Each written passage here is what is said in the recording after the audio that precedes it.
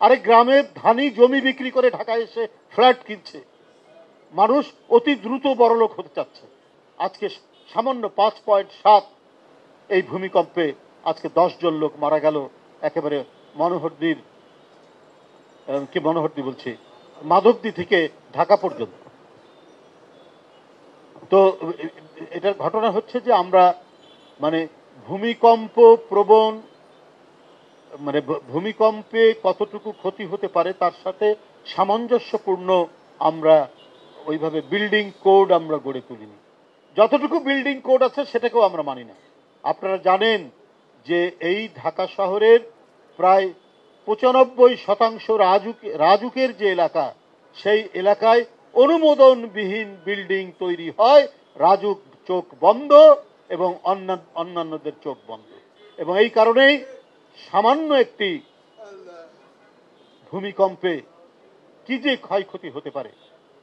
আপনার শীতলা একটা ভেনিস হওয়া, একটা আমস্টারডাম হওয়া ঢাকার জন্য কোনো কঠিন ব্যাপার না।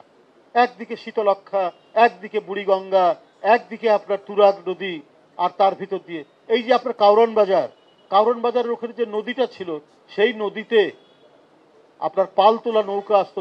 যে নৌকাগুলো, যে বড় বড় নৌকাগুলো আজ থেকে 200-250 বছর আগে মানে সমুদ্রের মধ্যে দিয়ে চলাচল করত, সেই কাউরান বাজার এখন ইট কাঠ কংক্রিটের একটা জঙ্গলে পরিণত।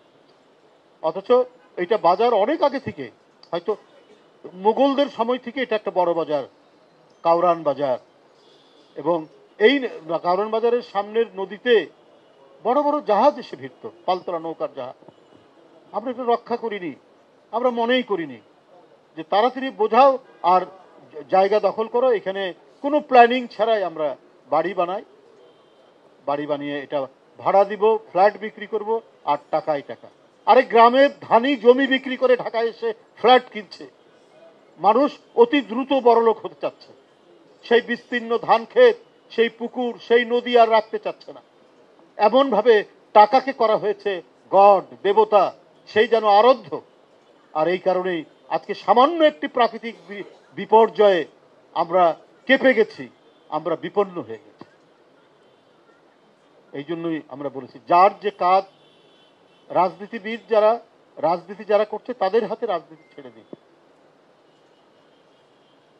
অন্য কেউ যদি এখানে আসে ওই উপলব্ধিটা বুঝবে না, সেই মানবিক দরদটা বুঝবে না, বুঝবে না যে আমাদের বাতাসটা নির্মল হওয়া দরকার, আমাদের পানিটা ক্লিন হওয়া দরকার, পরিষ্কার হওয়া দরকার, এটা বুঝবে না।